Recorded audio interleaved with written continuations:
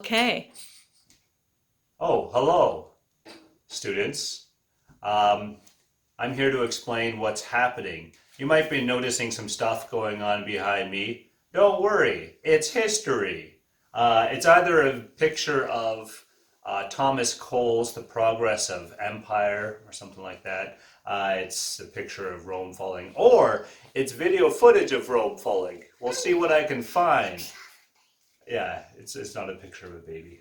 Um, anyways, here's what's going to happen this week. It's kind of a bit of a beta testing situation, but what I'm going to do is I'm going to post some resources in addition to this video, and what you'll need to do is go through those resources. It'll be a PowerPoint, some readings, and then there'll be discussion questions. With the discussion questions, you essentially need to respond to one discussion question in there'll be small groups that you have to write discussion question answers to, and you have to respond to, write an answer and respond to one classmate. Just a little bit of background to get us there. Last week I posted a little bit of information about the fall of Rome. Uh, just to catch us up, you should probably take a look at that. We were learning that before we left for this very extended break.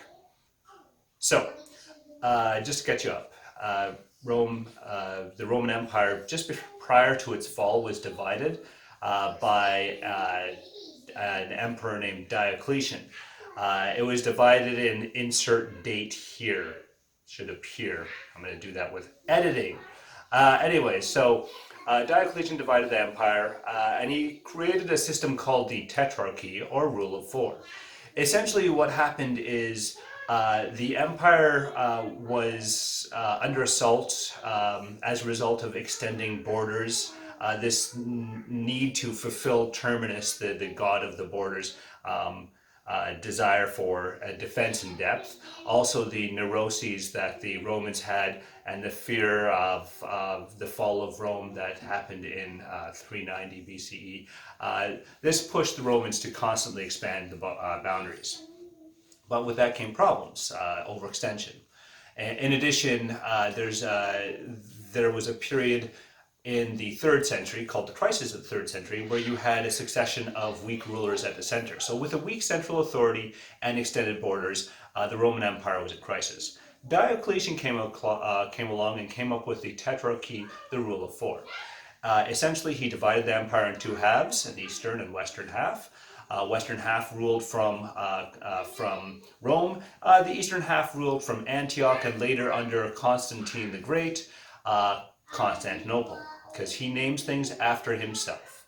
Now, the rule of four essentially worked like this: you'd have an Augustus, who was like the head of all of the four leaders, and then you would have two subordinate Caesars for each Augustus. You'd have an Augustus in the west, an Augustus in the east. The Augustus in the west was technically the top dog, and then under each of those there would be a successor that was called a Caesar.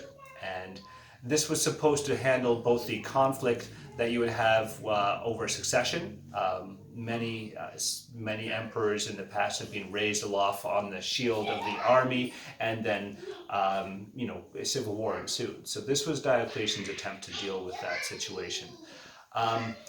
Diocletian later retires and goes to Split in Croatia, I think, where he takes up gardening cabbage, which is wonderful. Anyways, that should pretty much get you caught up to date. Please read the reading on Constantine the Great, and then go through the readings on the Byzantine Empire. Thanks.